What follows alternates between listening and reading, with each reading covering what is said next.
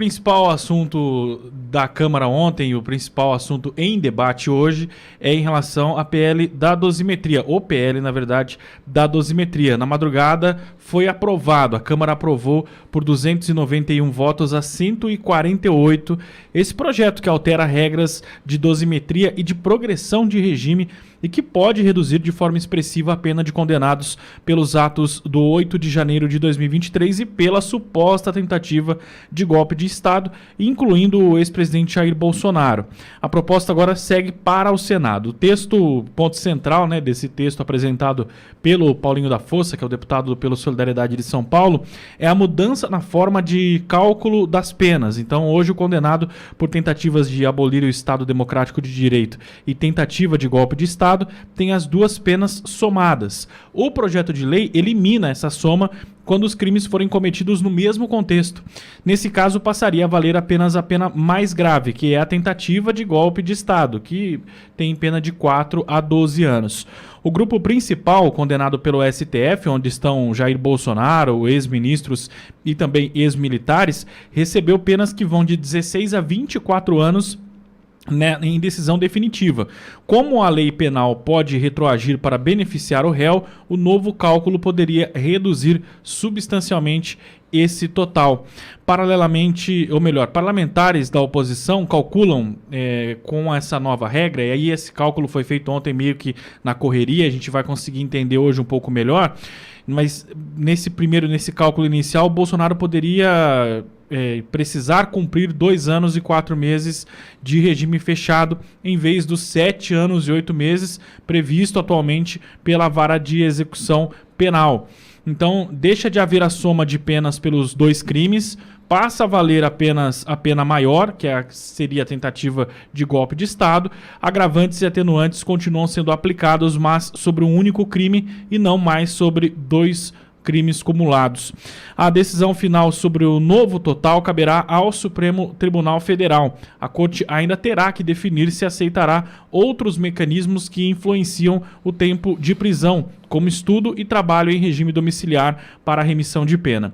O projeto de lei também altera a progressão de regime. Hoje, o réu primário só pode progredir com 16% da pena cumprida se o crime não envolver violência nem grave ameaça, o que impede aplicar esse percentual a quem foi condenado por tentativa de golpe de Estado. O texto aprovado derruba essa limitação. Então, o réu primário passa a progredir com 16% de pena, mesmo em crimes com violência ou grave ameaça. Sem essa mudança, seria necessário cumprir 25% da pena. Reincidentes terão exigência reduzida de 30% para 20%. Essa alteração influencia diretamente o cálculo do tempo de prisão em regime fechado, inclusive no caso de Bolsonaro, de modo a reduzir ainda mais o período de encarceramento antes da progressão ao semiaberto. Então, a contagem inicial, pelo menos a divulgada ao longo da madrugada, a noite de ontem também foi feito bastante esse cálculo, é que Bolsonaro precisaria cumprir 2 anos e 4 meses de prisão em regime fechado. Olavo e Silvio, na segunda-feira, aqui pela manhã, porque sai a decisão do anúncio da pré-candidatura do Flávio na sexta, final da nossa jornada aqui. Aliás, na sexta-feira ainda, Wellington e eu, a gente tentava apurar, porque saiu no Metrópolis que interlocutores de Jair Bolsonaro anunciaram a pré-candidatura do Flávio, na sexta. Isso era por volta de 1 e pouco da tarde da sexta-feira, e nós ficamos aqui na dúvida, por quê? Interlocutores? O cara está preso. Bolsonaro está preso, recebeu a visita da dona Michele e Laurinha na quinta, teve negada a visita do Carlos no domingo, dia do aniversário do Carlos no domingo. Que interlocutores? Quem conversou com o Bolsonaro? Então surgiu uma dúvida, diante da publicação do Metrópolis, e eu tenho motivos para ter minhas dúvidas. Aí eu falei, Barroso, vamos anunciar com parcimônia, com uma certa cautela, enquanto eu checo com a assessoria do Flávio e com o próprio Flávio. A assessoria do Flávio, naquele momento, tinha dúvidas ainda sobre essa decisão, para vocês terem uma ideia. Então, a assessoria do Flávio me disse, Pittori, a gente não foi informado ainda. Eu falei, ok. E Flávio me respondeu depois das 2 da tarde. Já tinha acabado o programa, então eu não tive condição de comentar na sexta a decisão de Jair Messias Bolsonaro de indicar o filho Flávio como pré-candidato. Aí mastigamos a informação ao longo do final de semana, teve aquela jogada de mestre do Flávio, né, provocando a imprensa, dizendo que tinha preço a sua pré-candidatura, desistência da pré-candidatura, né, a imprensa, né, louca para dizer que é um vendido, aquela coisa toda ao longo do domingo, e ele dá a notícia, no Domingo Espetacular, de que o preço era a liberdade, a justiça e a anistia. E Bolsonaro nas urnas em 2026. Cheguei na segunda-feira, Silvio, Olavo, eu estou alongando e vocês vão entender o motivo. Cheguei aqui na segunda-feira com a nítida sensação e a satisfação de defender um homem que é capaz, né, de fazer o que fez Jair Messias Bolsonaro, de colocar o filho, né, o próprio filho, como pré-candidato para, primeiro, ter o nome Bolsonaro vivo, ainda vivo, né, uma provável candidatura do Bolsonaro, Jair Bolsonaro, viável para 26, mas mais do que isso, a liberdade de inocentes. E nós soubemos também, e essa minha satisfação em defender o presidente Bolsonaro aqui, porque entendo que estou defendendo quem busca de fato a justiça, ao longo dos dias nós também entendemos que ele deu um ok, o presidente Bolsonaro, para pro PL da dosimetria, o projeto de lei da dosimetria, porque imediatamente nós veremos voltando para casa refugiados que estão na Argentina, muitos passando frio e fome, aqueles que ainda estão usando tornozeleira com vidas devastadas, vidas arruinadas, famílias destruídas, em especial acho que são hoje 144 presos, condenados e presos do 8 de janeiro.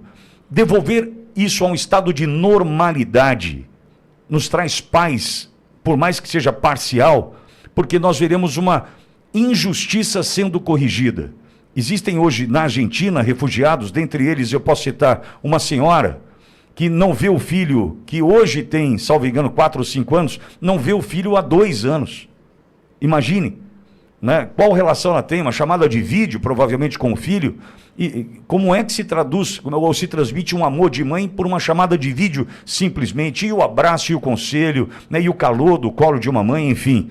Só pego essa senhora como exemplo, mas nós temos centenas de exemplos para dar aqui de vidas destruídas, dentre eles a Débora do Batom, por exemplo, o Caio e o Rafa, filhos da Débora, o quanto sofreram pedindo a liberdade da mãe. Mas, mais uma vez, o presidente Bolsonaro, num gesto altruísta, diz, deixa avançar a dosimetria, depois a gente vê.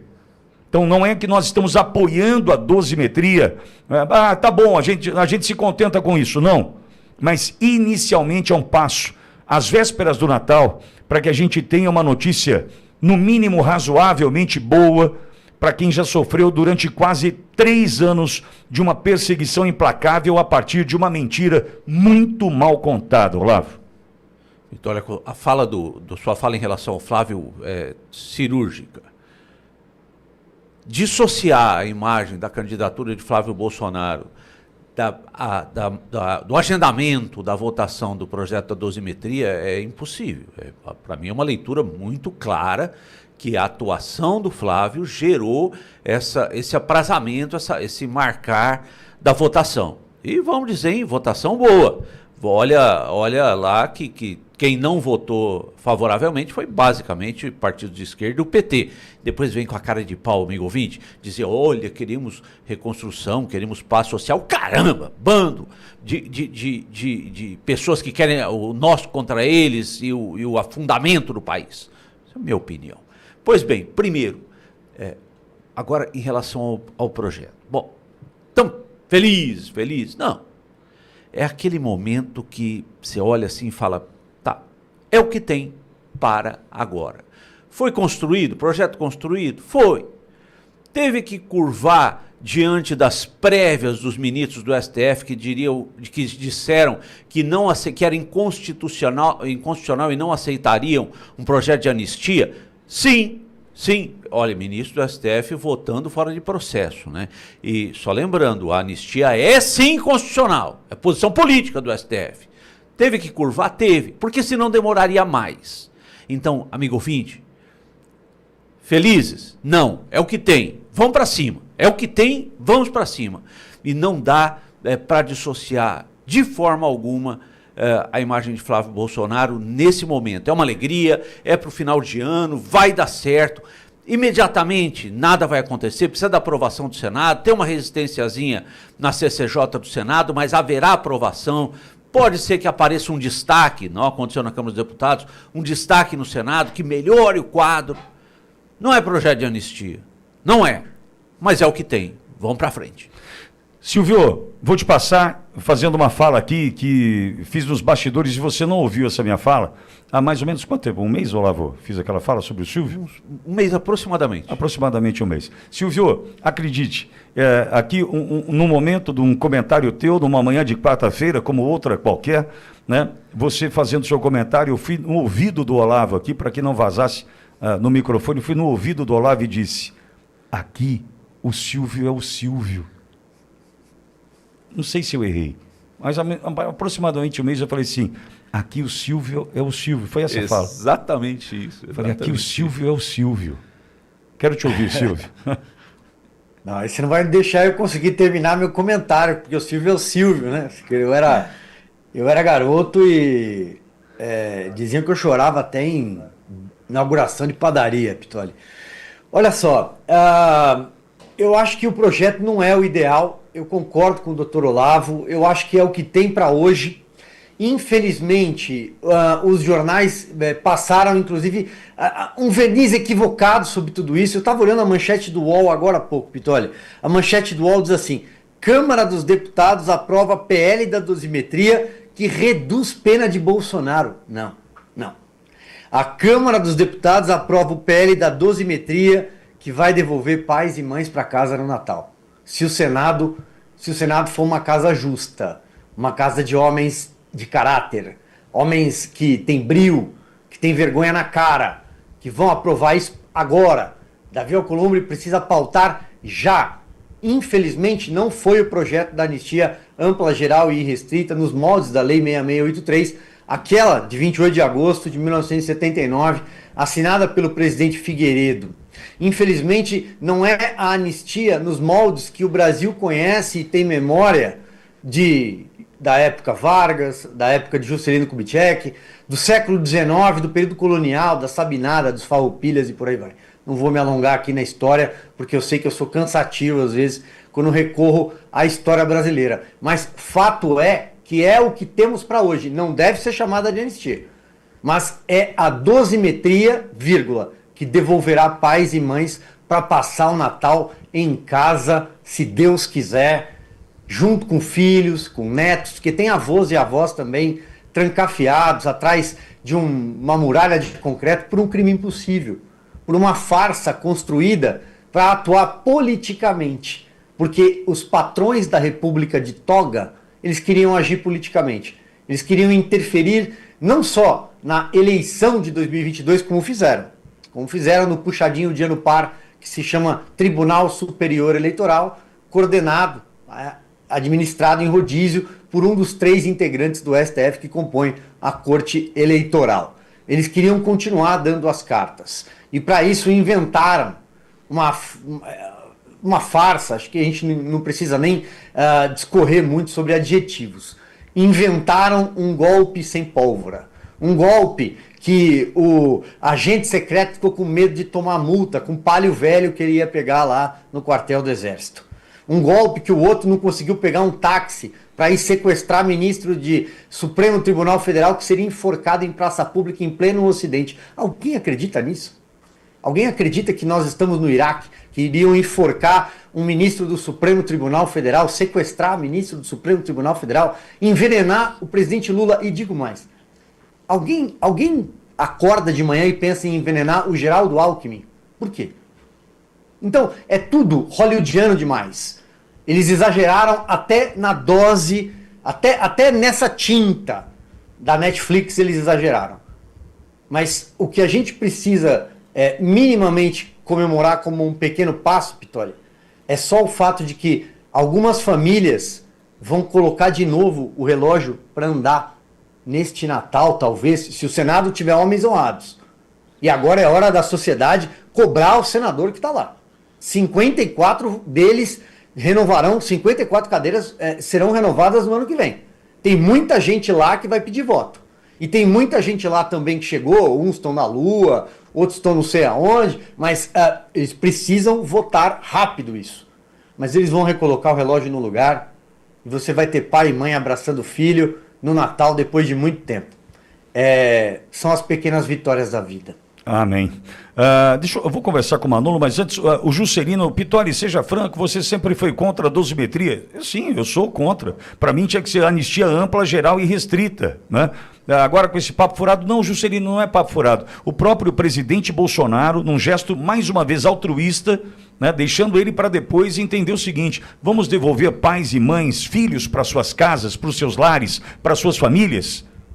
Presidente Bolsonaro assume essa posição e entende que no momento é o famoso o que está tendo.